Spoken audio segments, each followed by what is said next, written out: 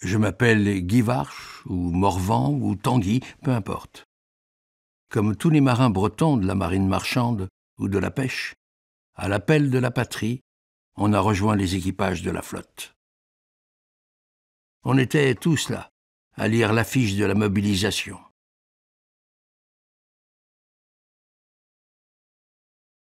Personne, à part moi, ne s'était rendu compte qu'il y avait un gars avec une drôle de machine.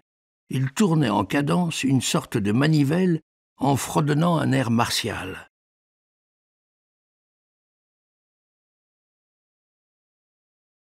Et puis on est parti, chacun de notre côté, mais moi, je ne l'ai pas oublié, ce caméraman. Quand j'étais en convalescence à Paris en mars 1917, Dieu sait si je m'en souviens, il faisait un froid de loup et Paris manquait de charbon. Eh bien, j'étais là, au palais du Trocadéro, comme représentant de mon croiseur. Et là j'ai compris.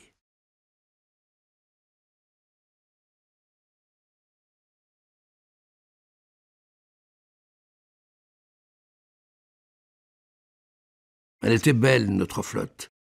Mais il faut bien avouer, elle avait beaucoup navigué. On le savait bien. La guerre préparée n'est jamais la guerre réelle. Notre marine sera limitée à la Méditerranée et à l'Adriatique. Pas de combat d'escadre en haute mer. On va surveiller l'Italien, contenir l'Autrichien, visiter l'Égyptien et transporter nos soldats. Aucune valse d'Allemagne ne viendra jusqu'à nous. C'est sous l'eau qu'on dansera le tango.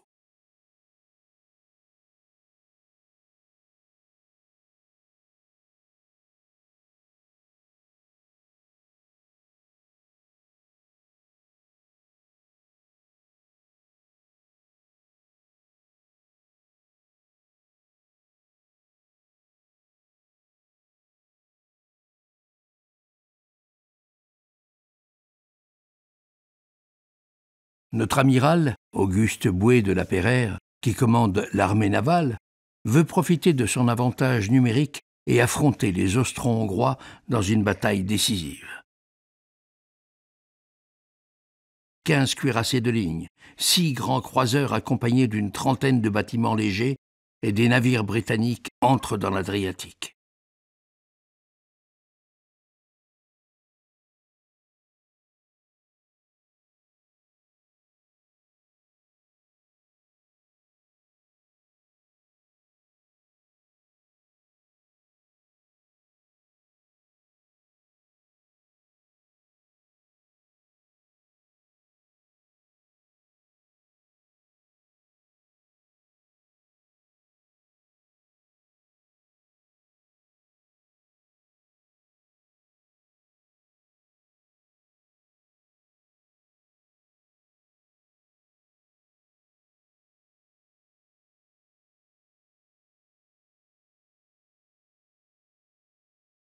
La flotte austro-hongroise ne peut espérer l'emporter. Elle lève le blocus des côtes monténégrines et se précipite dans ses bases remarquablement protégées.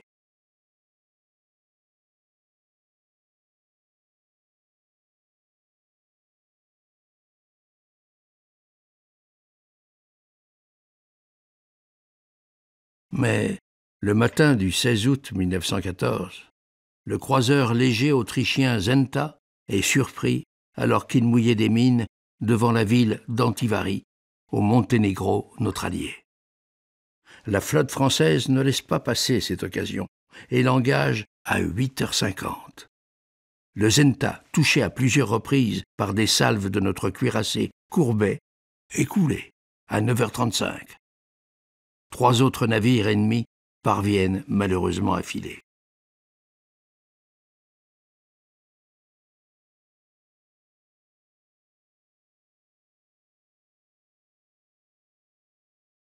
On nous annoncera des hauts faits.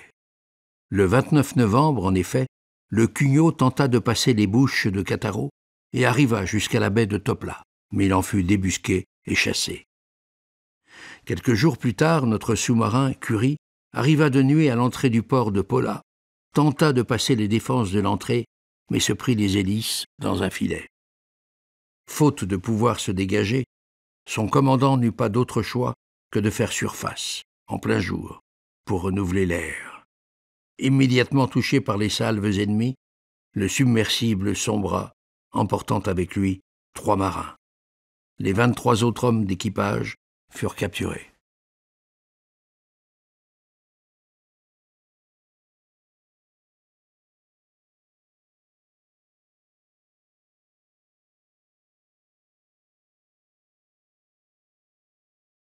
Comble de malchance, notre navire amiral, le cuirassé Jean Bart, est torpillé par le U-boot U-12.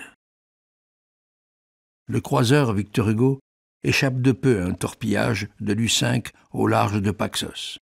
Mais le 27 avril 1915, son sister ship, le Léon Gambetta, est envoyé par le fond à l'entrée du canal d'Otrante. Le navire venant de Malte devait protéger les cargos chargés de ravitailler le Monténégro. On ne retrouve aucun officier. Le capitaine de vaisseau André et l'amiral Sénès sont parmi les 684 morts, dont 92 finistériens parmi les 821 officiers et hommes d'équipage.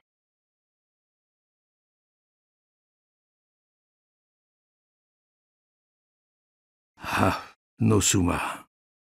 Nos chefs militaires et les journaux aimaient bien nous en parler. Mais moi, je savais bien que c'était surtout les sous-marins ennemis qui faisaient des ravages. J'étais sur le Victor Hugo. Je savais bien qu'ils s'étaient noyés, mes copains de Brest et Concarneau, qui étaient sur le Gambetta. En plus du Gambetta, déjà le 18 mars, notre destroyer Renaudin avait été coulé par l'U6, au large de l'Albanie.